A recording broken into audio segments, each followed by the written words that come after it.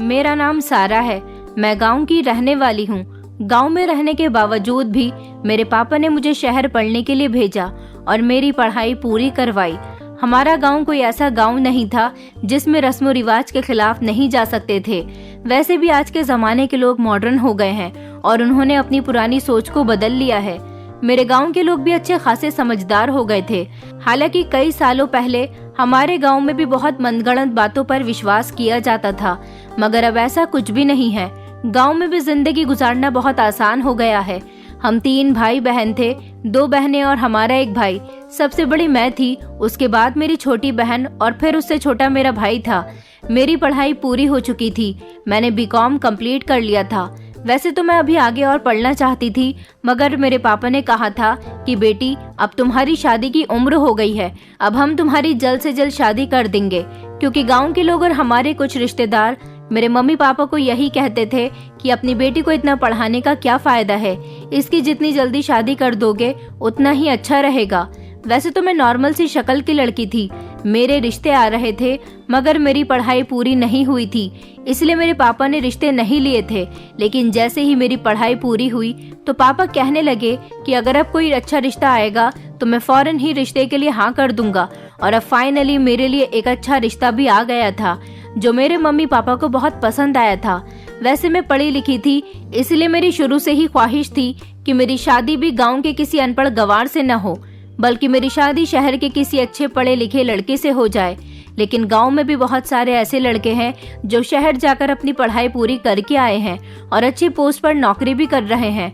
पापा का कहना था कि हम तुम्हें खुद से दूर नहीं करना चाहते, हम कोशिश करेंगे कि तुम्हारा रिश्ता यहीं गांव में ही लग जाए तो बहुत अच्छा होगा। लेकिन मेरी ख्वाहिश थी कि मेरी शादी शहर में हो। पड़ोस वाले गाँव से ही मेरा एक रिश्ता आ गया था। मेरे मम्मी पापा ने खुशी खुशी इस रिश्ते को एक्सेप्ट कर लिया था, क्योंकि लड़के के अंदर कोई कमी नहीं थी। लड़का पढ़ा लिखा था और उसका परिवार भी बहुत अच्छा था। इस तरह मेरी शादी 4 महीने के अंदर अंदर अपने गांव के ही पड़ोस वाले गांव में हो गई थी। मैं इस गांव के बारे में ज्यादा नहीं जानती थी, क्योंकि यहाँ पर हमारा कभी आना जाना नहीं हुआ था। ना ही इस गाँव में हमारा कोई रिश्तेदार था और ना ही कोई जान पहचान वाला। लेकिन मेरी शादी यहाँ हो गई थी तो मेरे मम्मी पापा बहुत खुश थे। उनका कहना था कि हमारी बेटी हमसे ज्यादा दूर नहीं गई है, हमें उसके ससुराल जाना होगा तो आसानी से चले जाया करेंगे और हमारी बेटी भी आराम से आ जाया करेगी। शादी के बाद मैं अपने ससुराल गई तो मेरे ससुराल में मेरे पति के अलावा उसके माता पिता और एक छोटा भाई था, जबकि मेरी एक शादीशुदा नंद भी थी जो कभी कभी हमारे घर पर आती थी। मैं अपनी ससुराल की बड़ी बहू बनी थी, जबकि अपने घर में भी मैं बड़ी बेटी थी। पति तो मुझे प्यार करने वाला मिला था, लेकिन उनका काम इतना होता था कि वो ज्यादातर अपने काम में ही बिजी रहते थे। ससुराल की शुरुआत के दिन मेरे बहुत अच्छे गुजरे थे जब मैं नई थी, लेकिन जब मेरी शादी को 1 महीना हुआ तो मेरी सास ने घर की सारी जिम्मेदारी मुझ पर ही डाल दी थी, ये कहकर कि तुम इस घर की बड़ी बहू हो, इसलिए अब घर के सारे कामकाज और घर की सारी जिम्मेदारियां तुम्हें ही संभालनी होंगी। मेरे पति ने मुझे मुंह दिखाए पर मोबाइल गिफ्ट किया था, इसलिए मैं आराम से अपने मायके वालों के कांटेक्ट में थी, उनसे खूब बातचीत करती रहती थी। मैंने अपनी मम्मी को जब ये बात बताई कि मेरी सास ने घर के सारे कामकाज और जिम्मेदारी मुझ पर डाल दी है, मुझसे ये सब कुछ बर्दाश्त नहीं होता, तो मेरी मम्मी ने मुझे यही समझाया कि तुम बहुत भाग्यशाली हो जिसकी सास ने तुम्हें शुरुआत के दिनों में ही घर की सारी जिम्मेदारी संभालने के लिए दे दी है, ये सोचकर कि तुम घर की बड़ी बहू हो। घर की बड़ी बहू बनना कोई आसान बात नहीं होती। तुम नहीं जानती कि घर की बड़ी बहू की कितनी अहमियत होती है। अरे ये तो बहुत अच्छी बात है कि तुम्हारी सास ने खुद ही तुम्हें सारी गृहस्थी दे दी है, वरना कुछ परिवारों की बहुओं को तो ये नसीब भी नहीं होता। अपनी मम्मी की बात सुनकर मेरा गुस्सा कुछ शांत हुआ था। मुझे लगा कि घर की सारी जिम्मेदारी मुझ पर सौंपने का मतलब ये है कि मेरी सास ने घर का सारा कामकाज मेरे हवाले कर दिया।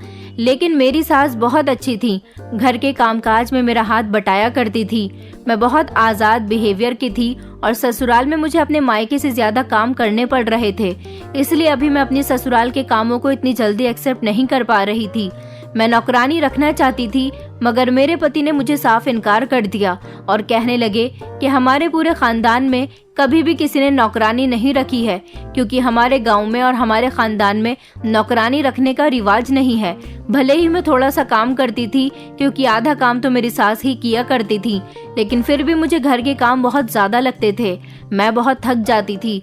जब रात को अपने कमरे में आती और अपने पति को बताती कि मैं घर के काम काज में बहुत थक जाती हूँ, मुझसे घर के काम नहीं होते, तो मेरा पति कहता था कि इस घर में काम तुम्हें ही करने होंगे, क्योंकि तुम इस घर की बहू हो। तुमसे ज्यादा काम तो मम्मी कर लेती हैं, लेकिन फिर भी तुम्हें घर के कामों से हमेशा शिकायतें ही रहती हैं। मैं अपने पति से शिकायत नहीं करती तो क्या करती। आखिरकार मेरी ससुराल का घर बहुत बड़ा था। मेरी सास खाना बना लिया करती थी और मैं साफ सफाई कर लेती थी। साफ सफाई करने में ही मुझे बहुत थकान हो जाती थी और मैं थककर चूर हो जाती थी। रात को जब मेरे पति घर आते थे तो मैं उनसे भी ज्यादा ढंग से बात नहीं करती थी। उन्हें मेरी इस हरकत पर बहुत गुस्सा आता था। यही वजह थी कि मेरी शादीशुदा जिंदगी मुश्किलों का शिकार हो गई थी। मुझे गुड न्यूज भी जल्दी ही मिल गई थी। मैं अभी तक अपनी ससुराल में एडजस्ट नहीं हो पाई थी और इन सारी चीजों ने मिलकर मेरी सेहत पर बहुत बुरा असर डाला था। मुझे बहुत गुस्सा आता था। मैं चाहती थी कि इस घर में मेरे साथ कामकाज करने वाला एक और इंसान भी हो, क्योंकि मेरी सास ने भी शादी के कुछ दिनों तक ही खाना बनाया था। उसके बाद उनकी तबीयत ठीक नहीं रहती थी और वो ज्यादातर टाइम अपने कमरे में ही स्पेंड करती थी। मैं इतनी चिड़चिड़ी हो गई थी कि मैं अपनी ससुराल वालों से नाराज रहने लगी थी। मैं कभी भी अपनी सास को कुछ भी कह दिया करती थी और अपने पति को भी। मेरी सास अब मुझसे नाराज रहने लगी थी और मेरे पति कहते थे कि तुम घर की बड़ी बहू हो तो तुम्हें इन सारी जिम्मेदारियों को समझना ही होगा। मुझे पता ही नहीं चला था कि मैंने अपने नेचर को कितना बुरा कर लिया है। जब मेरा गुस्सा ठंडा होता था तब मुझे अफसोस होता था कि मैंने घर वालों के साथ कितना बुरा बिहेव किया। फिर मैं एक एक करके सबसे माफी मांगती थी। मेरा देवर भी रात को घर पर आता था। एक तो मैं सारे दिन की थकी हुई होती थी और रात को वो देर से घर आता और मुझसे खाना मांगता, तो मुझे उस पर और ज्यादा गुस्सा आ जाता था। मैं समझती थी कि वो मेरी सास का बेटा है, इसलिए अपने बेटे का ख्याल उनको ही रखना चाहिए, मगर वो तो अपनी बीमारी की वजह से कमरे से बाहर निकलकर ही नहीं आती थी और मेरे ससुर भी रात को खर्राटे मारकर सोते थे। उन्हें भी बस इस बात की परवाह नहीं होती थी कि अगर उनका बेटा देर से घर आ रहा है तो वो दरवाजा खोल दे, और मेरे पति भी सो जाते थे और अब दरवाजे की आवाज आती थी तो मेरा पति मुझे जगाकर कहता था कि दरवाजे पर कोई आया है, जाओ जाकर दरवाजा खोल दो। इन सब लोगों ने मुझे घर की नौकरानी बनाकर रख दिया था। मैं तो बहुत ज्यादा चिढ़ गई थी। मुझे लगता था कि घर की बड़ी बहू बनना कोई आसान बात नहीं है। बड़ी बहू करते करते इन लोगों ने मुझे घर की बड़ी नौकरानी बनाकर रख दिया था। मैंने ठान लिया था कि अब जल्दी ही देवर की शादी करवा कर रहूंगी। जब उसकी पत्नी घर आएगी तो घर का काम काज भी बढ़ जाएगा। आधा काम वो किया करेगी और आधा काम मैं किया करूंगी, तो मुझे थकान भी नहीं होगी और फिर वो भी तो इस घर की बहू ही होगी। मेरे कंधों से थोड़ा बोझ कम हो जाएगा। सारा दिन की थकान और चिड़चिड़ेपन की जितनी भी गर्मी मेरे अंदर होती थी वो सारी की सारी अपने पति के आगे निकल जाती थी। इन सारी वजह से मैं अपने पति की नजरों में गिर गई थी। और तो और मैं अपने मायके में भी शिकायत करके आती तो मुझे अपनी मम्मी से भी यही सुनना पड़ता था कि हमने भी यही सब कुछ बर्दाश्त किया है, तुम भी बर्दाश्त करके ससुराल में रहना सीखो। गृहस्थी ऐसे ही चलती है, कुछ तुम बर्दाश्त करो, कुछ तुम्हारे घर वाले बर्दाश्त करेंगे। अब ऐसा ही नहीं कि तुम हर बार यहाँ आओ तो हमसे उनकी शिकायत ही करो। तुम्हारा पति बहुत अच्छा इंसान है। पति अच्छा होता है तो सब कुछ अच्छा होता है। बाकी सबके साथ तो एडजस्ट करना ही पड़ता है। कोई भी हमें हमारे नेचर के मुताबिक नहीं मिलता। अगर कहीं 10 अच्छाइयाँ होती हैं तो एक बुराई भी होती है और उनकी सच्चाइयों के आगे तुम्हें एक बुराई को भी इग्नोर करना होगा। तुम्हें अपने नेचर को सबके साथ लेकर चलना होगा। आखिरकार थक हार कर मैंने अपने ससुराल में जैसे तैसे एडजस्ट करने का सोच लिया था और फिर जैसे तैसे मैं कामयाब भी हो गई थी। मेरे देवर के लिए मैंने अपनी सास से उसकी शादी करने की बात कही थी तो मेरी सास ने कहा था कि अभी उनका बेटा छोटा है, लेकिन फिर मैंने सोचा कि मुझे अपनी सास को अपने देवर की शादी के लिए मनाना ही होगा। घर में देवरानी आ जाएगी तो मेरे लिए बहुत अच्छा होगा। मैंने अपनी सास से कहा था कि वो अभी ज्यादा भी छोटा नहीं है और वैसे भी आपकी तबीयत ठीक नहीं रहती। मैं चाहती हूँ कि आप अपने सामने ही अपने छोटे बेटे की भी शादी कर दें।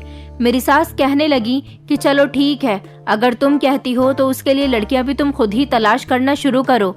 मैंने अपने देवर के लिए लड़की तलाश करने की जिम्मेदारी खुद संभाल ली थी, मगर मैं इस जिम्मेदारी में भी थककर चूर हो गई थी, क्योंकि जो लड़की मुझे पसंद आती वो मेरे देवर को पसंद नहीं आती थी, और जो लड़की मेरे देवर को पसंद आती उसको मेरी सास रिजेक्ट कर दिया करती थी।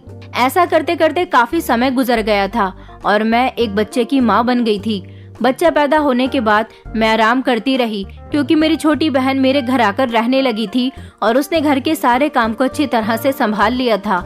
लेकिन जब मेरा बेटा 2 महीने का हुआ तो मेरी बहन घर को वापस चली गई थी, क्योंकि उधर मेरे मम्मी पापा को भी बहुत परेशानी हो रही थी।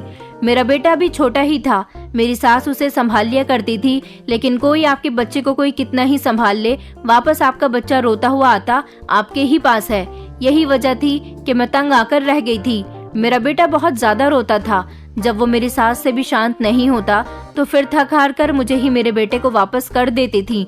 मुझे अपने बेटे को संभालना भी होता और घर का काम भी करना होता था। मैं चाहती थी कि जल्द से जल्द मेरे देवर का रिश्ता लग जाए और उसकी शादी हो जाए। मुझे थोड़ा बहुत सुकून मिल जाएगा। मुझे जिस दिन काम ज्यादा होता मैं अपनी नंद को हमारे घर पर बुला लिया करती थी, ताकि वो मेरे बेटे को संभाल ले। 1-2 बार तो मेरी नंद हमारे घर पर आ गई थी, मगर फिर उसने भी हमारे घर आना छोड़ दिया था। मैं जब भी उसे बुलाती थी वो नहीं आती थी, और जब उसका मन करता था तो वो खुद ही आ जाती थी। मुझे लगता था कि वो भी मुझसे तंग आ गई है। मेरी सास अब पहले से ज्यादा बीमार रहने लगी थी। मेरे ससुर उनको खुद ही डॉक्टर के पास लेकर जाया करते थे। मेरी सास अब बूढ़ी हो रही थी, जबकि मेरे ससुर ने अपने आप को बहुत फिट बनाकर रखा हुआ था। कहने को तो मेरे ससुर की भी उम्र बहुत ज्यादा थी। मैंने सुना था कि मेरे ससुर अपनी जवानी में अपना बहुत ख्याल रखा करते थे। अपने खाने पीने का ख्याल, अपनी सेहत का ख्याल और अपने पहनने ओढ़ने का भी अच्छी तरह से ख्याल रखा करते थे। तभी तो आज इतनी उम्र हो जाने के बाद भी उनके अंदर फुर्ती थी और वो यंग लगते थे। जबकि मेरी सास भी मेरी ही तरह अपने समय में जिम्मेदारियों में घिरकर ऐसी हो गई थी। वैसे तो मेरी सास खूबसूरत थी, शायद शादी के बाद उनके ऊपर भी इसी तरह से जिम्मेदारियां पड़ी थी जैसे मुझ पर अब आ चुकी थी। यही वजह थी कि मेरी सास बूढ़ी नजर आने लगी थी और बीमार भी रहने लगी थी। धीरे धीरे मेरी शादी को 2 साल गुजर चुके थे। जैसे तैसे मैंने अपनी ससुराल में एडजस्ट करके रहना सीख लिया था और अब मुझे सारा दिन काम करने की आदत हो गई थी। मैं अभी भी अपने देवर के रिश्ते तलाश करने में लगी हुई थी, मगर उसके हिसाब का कोई भी रिश्ता मुझे नहीं मिला था। मेरे देवर का कहना था कि उसे खूबसूरत और कम उम्र की लड़की चाहिए और वो पढ़ी लिखी भी होनी चाहिए और अच्छी फैमिली से बिलोंग भी करती हो। अब एक ही लड़की के अंदर मेरे देवर को ढेर सारी क्वालिटीज चाहिए थी, और उनमें से एक भी क्वालिटी अगर लड़की के अंदर नहीं होती तो मेरा देवर रिश्ते से साफ इनकार कर दिया करता था। क्योंकि मेरा देवर भी देखने में अच्छा भला था, पढ़ा लिखा था और खाते पीते घर से बिलोंग करता था, इसलिए उसे अपने जैसी ही लड़की चाहिए थी। मैं उसे बहुत सारी लड़कियां दिखा दिखाकर थक चुकी थी। मैंने उससे कह भी दिया था कि अगर कोई लड़की तुम्हें पसंद है तो तुम उसके बारे में ही बता दो, लेकिन उसे कोई लड़की पसंद भी नहीं थी। ये जिम्मेदारी लेकर तो मैं बुरी तरह से फंस चुकी थी। अब अपनी सास से भी किस मुंह से कहती कि अपने बेटे की शादी करवा दो, क्योंकि उन्होंने तो मुझे ये जिम्मेदारी सौंप दी थी। वो बेचारी तो बीमार थी, अपने बेटे के लिए लड़कियां कैसे तलाश कर सकती थी। ये काम तो मेरे हवाले था और मुझे ही जैसे तैसे करना था, लेकिन मुझे ये काम करना बड़ा भारी लग रहा था। मेरी सास की तबीयत अब दिन ब दिन खराब रहने लगी थी। एक बार तो वो 4 दिन हॉस्पिटल में भी रहकर आई थी। मेरे ससुर उनका बहुत ख्याल रखते थे। अपनी सास की तरफ से तो मैं बेफिक्र थी, मुझे उनकी सेवा नहीं करनी पड़ती थी, क्योंकि मेरे ससुर मुझे इतना मौका ही नहीं देते थे कि मैं अपनी सास की सेवा करूं। वो खुद ही उनके सारे काम किया करते थे। मेरा पति भी अपनी माँ की तबीयत की तरफ से बहुत परेशान रहने लगा था। आखिर वो उनकी माँ थी। कई दिन इसी तरह से गुजर गए थे और कुछ दिनों से मैं देख रही थी कि मेरी सास की तबीयत ठीक नहीं थी। मेरे पति और मेरे ससुर उन्हें अस्पताल जाने के लिए कह रहे थे, मगर वो अस्पताल जाने के लिए तैयार ही नहीं थी। उनका कहना था कि डॉक्टर को घर पर ही बुला लो, मैं अस्पताल नहीं जाऊंगी, मुझे अस्पताल नहीं जाना, मैं तुम लोगों के साथ रहना चाहती हूँ। मैंने अपनी सास को बहुत समझाया था कि मम्मी जी ऐसा ना करें, आपकी तबीयत अस्पताल जाकर ही ठीक होगी। मेरी सास को मेरा बेटा बहुत प्यारा था।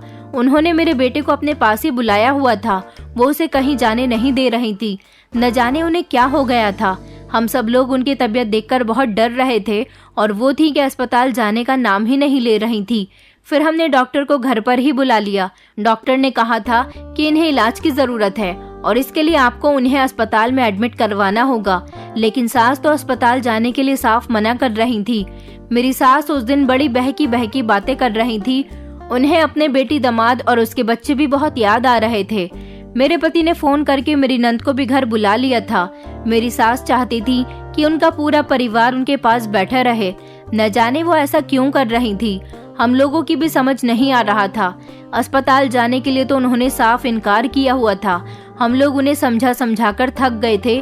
फिर रात का टाइम हुआ तो मेरी सास ने कहा कि मैं अपने कमरे में सोना चाहती हूँ और तुम सब लोग भी अपने अपने कमरे में चले जाओ। मेरे ससुर जी ने कहा कि हाँ, तुम लोग चले जाओ, काफी रात हो गई है, सुबह समझा बुझाकर इन्हें अस्पताल लेकर जाना ही होगा। इस तरह हम लोग अपने अपने कमरे में आ गए थे और मेरी नंद भी अपनी ससुराल नहीं गई थी। वो दूसरे कमरे में जाकर अपने बच्चों के साथ सो गई थी।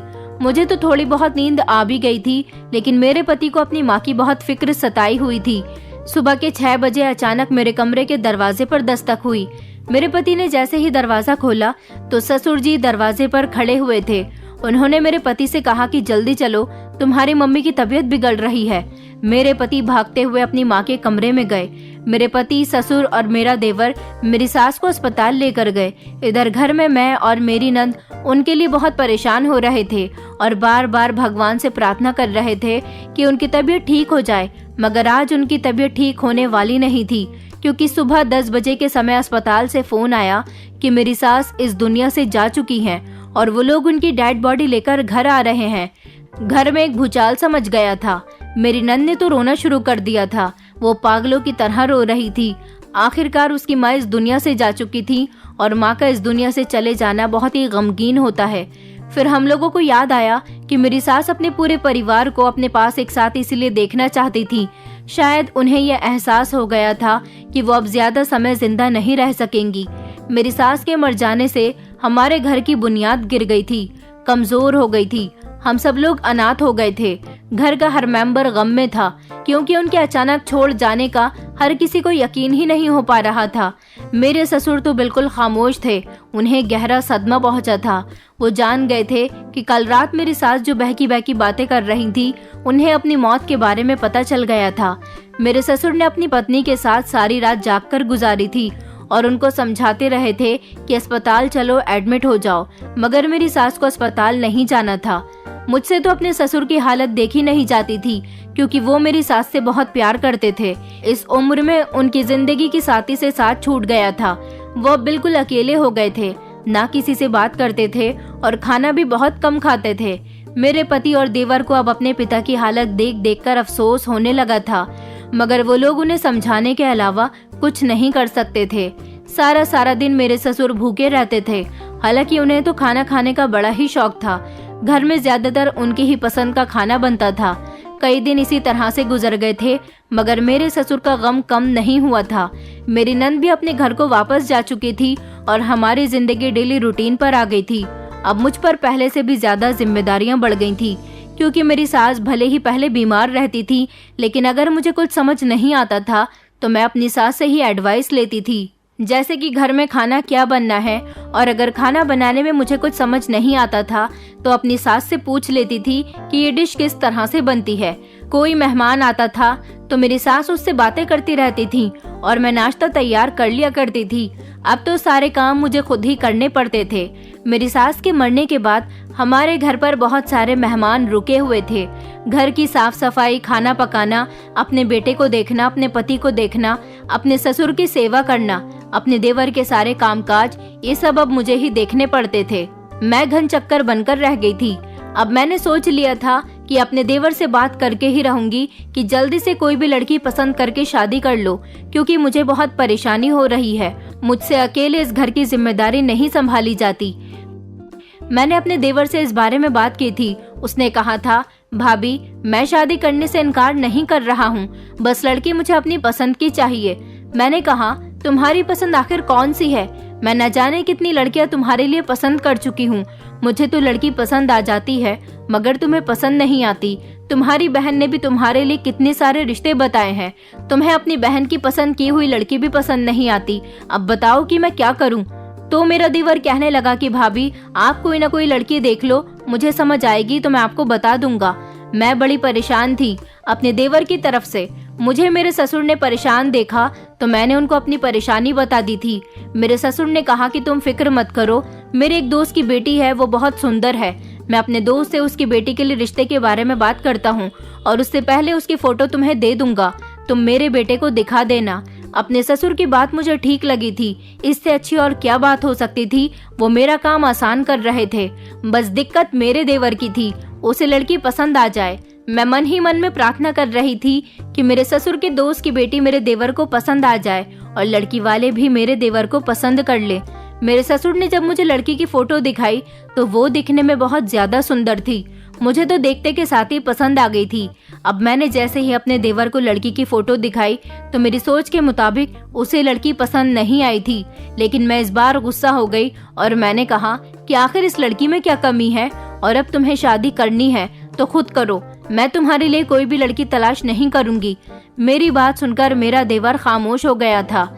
मेरे पति ने उसे समझाया था कि अब तुम्हें शादी कर लेनी चाहिए, आखिर इस लड़की में क्या कमी है, अच्छी खासी तो है। अपने भाई की बात सुनकर मेरे देवर ने कहा था कि ठीक है भैया, मैं इस लड़की से शादी करने को तैयार हूँ, बस मेरे दिल में अभी मम्मी का गम है, मैं इसलिए शादी नहीं कर रहा। लेकिन आप सब लोग इतनी जिद कर रहे हो तो मैं तैयार हूँ। मैं तो अपने देवर की बात सुनकर बहुत खुश हुई थी। मैंने सोच लिया था कि अब जल्दी से उसकी शादी की तैयारी शुरू कर दूंगी। मेरे ससुर के दोस्त ने भी मेरे देवर को अपनी बेटी के लिए पसंद कर लिया था और फिर मेरे देवर की भी शादी हो गई थी। वो अपनी पत्नी के साथ खुश था। मैंने नोटिस किया था कि मेरी देवरानी बहुत सीधी और सिंपल है। वो सिर्फ अपने काम से काम रखती थी और बहुत मेहनती थी। उसके घर में आ जाने से मुझे बहुत सुकून मिला था, क्योंकि हम दोनों ने अब घर का काम आधा आधा बांट लिया था। मैं सोच रही थी कि जब से मेरी सास की मौत हुई है तब से मैं अपने मायके नहीं गई हूँ। क्यों ना मैं कुछ दिनों के लिए अपने मायके चली जाऊं। वैसे भी देवरानी है ना, अब घर का काम देखने के लिए। मैंने अपने पति से परमिशन ली और मैं 1 हफ्ते के लिए अपने मायके चली गई। लेकिन जब 1 हफ्ते के बाद मैं अपने घर को वापस आई तो मैंने देखा कि मेरी देवरानी मेरे ससुर के कमरे में जब सफाई करने के लिए गई तो वहां से पूरे 2 घंटे के बाद वापस आई थी। अपने मायके जाने से पहले मैं ही अपने ससुर के कमरे की सफाई किया करती थी और मेरे मायके जाने के बाद ये ड्यूटी मेरी देवरानी की हो गई थी। अब मैं दोबारा से अपने ससुर के कमरे में सफाई जाने की कोशिश करती तो मेरी देवरानी मुझे रोक दिया करती थी और कहती कि मैं ही उनके कमरे की सफाई कर लूंगी, आपको कमरे में जाने की जरूरत नहीं है। मैं ये देखकर बड़ी हैरान होती थी कि मेरी देवरानी मेरे ससुर के कमरे की सफाई करने अगर जाती भी है तो 2 घंटे से पहले वापस क्यों नहीं आती, और जब कमरे से बाहर निकल कर आती थी तो उसका पूरा शरीर पसीने से गीला होता था। मैं बड़ी हैरान होती थी कि आखिर मेरे मायके जाने के बाद घर का ये क्या हाल हो गया।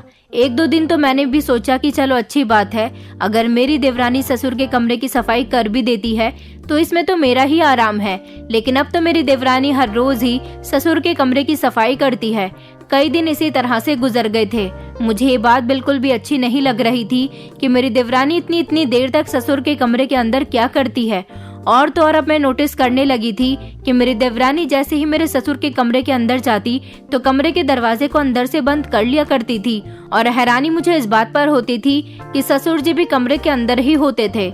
मेरे ससुर जी को चाहिए था कि वो मेरी देवरानी के कमरे में जाते ही अपने कमरे से बाहर निकल आया करे, मगर वो तो कमरे से बाहर आते ही नहीं थे। और मेरी देवरानी भी मेरे ससुर की मौजूदगी में ही सफाई किया करती थी। मेरे दिमाग में आ रहा था कि मैं ये बात अपने पति और अपने देवर से करूं, मगर फिर मुझे लगा कि कहीं घर में इस बात से लड़ाई झगड़ा ना हो जाए। एक दिन मैंने सोचा कि मैं अपनी देवरानी से कहूंगी कि तुम ससुर जी के कमरे की सफाई करने मत जाना, मैं खुद ही पहले की तरह कर लिया करूंगी। लेकिन जब मैंने उससे बात की तो उसने साफ इनकार कर दिया और कहने लगी कि ससुर जी पर जितना हक आपका है उतना ही हक मेरा भी है। मैंने आपसे कहा ना कि ससुर जी के कमरे की सफाई की जिम्मेदारी मैं खुद ले लेती हूँ। मुझे अपनी देवरानी का ये एटीट्यूड बहुत ही बुरा लगा था। मैंने देखा था कि जिस दिन मेरी देवरानी मेरे ससुर के कमरे में सफाई लगाने नहीं जाती थी तो मेरे ससुर उसे खुद आवाज लगा लिया करते थे। मुझे उन दोनों पर शक होने लगा था। मैं समझ रही थी कि मैं अपने ससुर को जितना अच्छा समझती थी वो बिल्कुल भी ऐसे नहीं है, और मेरी देवरानी जिसे मैं बहुत सीधी समझती थी वो तो बड़ी ही चालाक निकली। मैंने नोटिस किया था कि जब मेरा देवर अपने ऑफिस चला जाता था वो तभी ससुर जी के कमरे में सफाई करने के लिए जाती थी, और जिस दिन मेरे देवर की छुट्टी होती थी उस दिन मेरी देवरानी ससुर जी के कमरे में नहीं जाती थी, बल्कि वो छुट्टी वाले दिन अगर किसी काम के लिए घर से बाहर निकलता तो फौरन ही मेरी देवरानी ससुर जी के कमरे में चली जाती और कहती कि सफाई करने के लिए जा रही हूँ। बड़ी ही अजीब बात थी, मेरी समझ नहीं आ रहा था कि क्या हो रहा है। मैं चाहती तो उन दोनों को कटघरे में खड़ा कर सकती थी, लेकिन मेरे पास ऐसा करने के लिए कोई सबूत नहीं था। मुझे डर था कि कहीं जैसा मैं सोच रही हूँ ऐसा अगर सच में हुआ तो बहुत बड़ी मुसीबत आ जाएगी। मुझे लगता था कि मेरी देवरानी और मेरे ससुर के बीच कुछ चल रहा है। एक दिन मैंने देखा था कि मेरे ससुर एक छोटी सी पॉलिथीन में कुछ लेकर आए थे और मेरी देवरानी को दिया था। मेरी देवरानी ने खामोशी से उसे अपने पास रख लिया और कमरे में चली गई थी। मैं सोच में पड़ गई थी कि मेरे ससुर ने चोरी चुपके आखिर मेरी देवरानी को ये क्या दिया है। मैंने ये बात जानने की कोशिश भी की और मैं अपनी देवरानी के कमरे में गई कि आखिर मेरे ससुर जी देवरानी के लिए क्या लेकर आए हैं, मगर मुझे कुछ पता ही नहीं चल सका था। मेरी देवरानी बहुत चालाक थी। मेरी नजर बचते ही वो मेरे ससुर के कमरे में चली जाती थी। अब तो कई दिनों से वो मेरे ससुर को शाम के टाइम पर चाय भी बनाकर देने लगी थी, जबकि मेरे ससुर पहले तो चाय नहीं पीते थे। एक दिन मैंने अपने पति से बात करने की कोशिश की और उनसे कहा कि नीति ससुर जी के काम बड़े ही शौक से करती है। मैंने उसे कई बार मना भी किया है कि मैं उनके काम कर लिया करूंगी, मगर वो मेरी बात मानती ही नहीं है। मेरे पति कहने लगे कि अब तुम्हें नीति से भी प्रॉब्लम होने लगी। पहले तो तुम कहा करती थी कि मुझे घर के सारे काम करने पड़ते हैं और अब कहती हो कि नीति काम करती है तो मुझे करने नहीं देती। मुझे तो तुम्हारी कहानी कभी समझ ही नहीं आती कि आखिर तुम क्या कहना चाहती हो। अपने पति की बात सुनकर तो अचानक मुझे शॉक लगा था, क्योंकि उनकी बातों ने मुझे खामोश कर दिया था। अगले दिन मैंने देखा कि फिर से मेरे ससुर जी खामोशी से एक थैली लेकर आए और उन्होंने मेरी देवरानी को दे दी। मेरी देवरानी उसे लेकर फौरन ही अपने कमरे में चली गई थी। मैं बड़ी ही कंफ्यूज हो रही थी कि आखिर ये क्या बात है। एक दिन मैंने अपनी देवरानी से कहा कि आज मैं ससुर जी के कमरे की सफाई लगा दूंगी, तो मेरी देवरानी कहने लगी कि भाभी, मैंने आपसे कितनी बार मना किया है। जब इस काम की जिम्मेदारी मैं ले चुकी हूँ तो आपको बार बार एक ही बात को दोहराने की जरूरत नहीं है। अपनी देवरानी की बात सुनकर मुझे एकदम से झटका लगा था, क्योंकि उसके तेवर बड़े ही बदले बदले से लग रहे थे। अब मैंने सोच लिया था कि मैं आखिर देखूंगी कि मेरी देवरानी ससुर जी के कमरे के अंदर जाकर करती क्या है। मैं अपने देवर से भी कुछ नहीं कह सकती थी। शादी से पहले कहा तो उसे कोई लड़की पसंद नहीं आ रही थी, लेकिन उसकी नीति के साथ जब से शादी हुई थी वो अपनी पत्नी का दीवाना बनकर रह गया था। अपनी पत्नी के खिलाफ किसी से भी कोई बात नहीं सुन सकता था। कई दिन इसी तरह से गुजर गए थे। एक दिन मेरे पति और देवर अपने काम के सिलसिले में दूसरे शहर जाने वाले थे। मेरे ससुर जी, मैं और मेरी देवरानी, हम लोग घर पर ही मौजूद थे। मैंने सोचा कि इससे अच्छा मौका और कोई नहीं हो सकता। मुझे इसी समय में अपनी देवरानी और ससुर की सच्चाई का पता लगाना होगा कि आखिर वो दोनों घंटों घंटों तक कमरे के अंदर क्या करते हैं। सफाई ही की जाती है या फिर कुछ और होता है। मेरे पति और देवर घर से निकल चुके थे। सुबह सुबह का टाइम था। मेरे ससुर तो अभी अपने कमरे में सो रहे थे और मेरी देवरानी अपने कमरे की सफाई लगा रही थी। मैंने देखा कि जैसे ही मेरे ससुर जी सोकर उठे तो मेरी देवरानी उनके कमरे में नाश्ता बनाकर ले गई थी और थोड़ी देर के बाद जब वापस आई तो झाड़ू पोछा भी उठाकर उनके कमरे में ले गई और कमरे के दरवाजे को अंदर से बंद कर लिया। मैं जानती थी कि वो कमरे का दरवाजा बंद जरूर करेगी, इसलिए मैंने आज खिड़की में ही झांकने का बंदोबस्त किया हुआ था। कल रात में चोरी चुपके अपने ससुर के कमरे के अंदर चली गई थी, क्योंकि मेरे ससुर के कमरे की एक खिड़की थी जो हमेशा कमरे के अंदर से बंद रहती थी। उसे कभी खोलने की जरूरत ही नहीं पड़ी थी। लेकिन मैं कल रात कमरे के अंदर गई और मैंने खिड़की को खामोशी से अंदर से खोलकर कमरे से बाहर से बंद कर दिया था। और इस तरह जैसे ही मेरी देवरानी कमरे के अंदर गई तो मैंने खामोशी से खिड़की को बाहर से खोला और उसके अंदर झांककर देखने लगी। मुझे कमरे के अंदर का नजारा खिड़की से साफ नजर आ रहा था कि कमरे के अंदर क्या हो रहा है। पहले तो मेरे ससुर जी ने नाश्ता किया और उसके बाद उन्होंने एक ऐसी शर्मनाक हरकत की जिसे देखकर मेरी आंखें शर्म से झुक गई थी। मेरे ससुर ने अपने कपड़े उतारने शुरू कर दिए थे और मैंने देखा कि सारा ध्यान मेरी देवरानी का मेरे ससुर की तरफ था। मेरे ससुर ने अपने कपड़े जैसे ही उतारे तो वो बिस्तर पर बैठ गए थे और मेरी देवरानी को अपने करीब आने का इशारा करने लगे। मेरी देवरानी पीठ फेर कर कुछ कर रही थी। समझ नहीं आ रहा था कि वो क्या कर रही है। मेरी देवरानी ने कटोरे के अंदर कोई तेल जैसी चीज डाली थी और फिर वो मेरे ससुर के पास चली गई। मुझे तो उन दोनों को इतने करीब देखकर शर्म आ रही थी। मेरे ससुर ने अपने शरीर पर पहना हुआ एक बनियान जो अभी नहीं उतारा था, सिर्फ ऊपर की शर्ट ही उतारी थी, वो मेरी देवरानी उतारने लगी। मुझे लगा कि उन दोनों के बीच कुछ गलत होने वाला है, इसलिए मैंने अपनी आंखें बंद कर ली थी। मगर जैसे ही मैंने अपनी आंखें खोलकर देखा तो मेरे पैरों तले से जमीन निकल गई थी, क्योंकि मेरे ससुर ने अपने बनियान को भी उतार दिया था। और ये देखकर मेरे होश उड़ गए थे कि मेरे ससुर के शरीर के ऊपर के हिस्से में अजीब तरह के छाले हो रहे थे और उनमें से खून भी छनक रहा था। मेरे ससुर के शरीर का ऊपर का हिस्सा बुरी तरह से जख्मी था, जिसे देखकर मेरे रोंगटे खड़े हो रहे थे। मेरी देवरानी ने उस तेल को मेरे ससुर के उन जख्मों पर लगाना शुरू किया और इस तरह उनके जख्मों पर इस तेल को लगाते लगाते मेरी देवरानी काफी थक गई थी और उसे पसीना आने लगा था। न जाने मेरे ससुर को ये क्या हुआ था। मैं तो बहुत ही कंफ्यूज हो रही थी, मगर मुझे इस बात पर शर्मिंदगी महसूस हो रही थी कि मैं अपनी देवरानी और ससुर के बीच अपने दिमाग में जो गलतफहमी बिठाए बैठी थी वो बहुत गलत थी। मेरी देवरानी मेरे ससुर जी के जख्मों पर जो चीज लगा रही थी, जिनको उसने कटोरे में किया हुआ था। मेरी देवरानी को ये सब कुछ करते करते बहुत देर हो गई। वो काफी बुरी तरह से थक चुकी थी और फिर मेरे ससुर बिस्तर पर लेट गए। मेरी देवरानी सफाई करने के बाद जब कमरे से बाहर निकली तो पसीने में बहुत ज्यादा भीगी हुई थी और उसके चेहरे पर थकान साफ नजर आ रही थी। मैंने अपनी देवरानी का हाथ पकड़ा और उसे वापस अपने ससुर के कमरे में ले गई थी। आज वो बहुत घबरा गई थी। मेरे ससुर जो बिस्तर पर लेटे हुए थे, मुझे अचानक देखकर चौंक गए और उठकर बैठ गए। मेरी देवरानी कहने लगी कि भाभी, आप ससुर जी के कमरे में क्यों आई हो? मैंने कहा, आज मैं तुम्हारी सच्चाई जान चुकी हूँ। उन दोनों के चेहरे पर घबराहट साफ नजर आ रही थी, मगर जब मैंने उनके सामने हाथ जोड़े तो वो लोग मुझे देखते ही शॉक्ड रह गए थे। मैंने अपने ससुर जी की तरफ देखा, उनके जख्म बहुत ज्यादा गहरे थे। मैंने कहा कि आपको क्या हुआ है पापा जी, और आपने कभी मुझे इस बारे में क्यों नहीं बताया? मैंने कहा, नीति, तुमने भी मुझे इस बारे में कभी बताना ठीक नहीं समझा। मैं तो समझ रही थी कि तुम न जाने क्यों ससुर जी के कमरे के अंदर सफाई करने के बहाने इतनी देर में क्यों निकल कर आती हो, मगर आज मैंने देखा कि तुम ससुर जी के जख्मों पर दवाई लगा रही थी। बताओ मुझे, ये सब कुछ क्या हो रहा है? मेरी बात सुनकर मेरे ससुर ने देवरानी को सर हिलाते हुए कहा कि कुछ मत बताना। फिर मैंने अपने ससुर से कहा कि पापा जी, आप मुझे कुछ नहीं बताएंगे क्या? मैं इस घर की बहू नहीं हूँ। आखिर आपको ये क्या हुआ है? आप किस तरह से जख्मी हुए हो? मेरी देवरानी कहने लगी कि मैं बताती हूँ भाभी आपको। दरअसल मैं एक दिन ससुर जी के कमरे में सफाई करने के लिए आई थी। मैंने देखा कि ससुर जी नहाकर निकले थे और अचानक मुझे अपने कमरे में देखकर घबरा गए, क्योंकि उन्होंने अपने शरीर के ऊपर के हिस्से में कुछ भी नहीं पहना हुआ था। मैं अपने ससुर जी को देखकर घबरा गई थी, मगर जैसे ही मेरी नजर उनके ऊपर के शरीर पर गई तो मेरे होश उड़ गए थे। दरअसल ससुर जी को ये एलर्जी की बीमारी है और ये एलर्जी उनकी बॉडी में काफी हद तक फैल गई है। मैं ससुर जी की ये सच्चाई जान गई थी, तो मैंने उनसे पूछा भी कि ये सब कुछ क्या हुआ है। पापा जी मुझे कुछ नहीं बता रहे थे, लेकिन मैंने जबरदस्ती उनसे पूछा और कहा कि आप मुझे बताइए कि आपका शरीर इतना जख्मी क्यों हो रहा है। फिर मेरे ज्यादा जिद करने पर पापा जी ने मुझे बताया कि अब तुम मेरी सच्चाई जान गई हो तो मैं तुम्हें बताए देता हूँ। पापा जी के शरीर पर एलर्जी हो गई थी, उनको किसी जहरीले कीड़े ने काट लिया था। ये सब मम्मी जी के सामने ही हुआ था, मगर पापा जी को एलर्जी बहुत मामूली सी थी।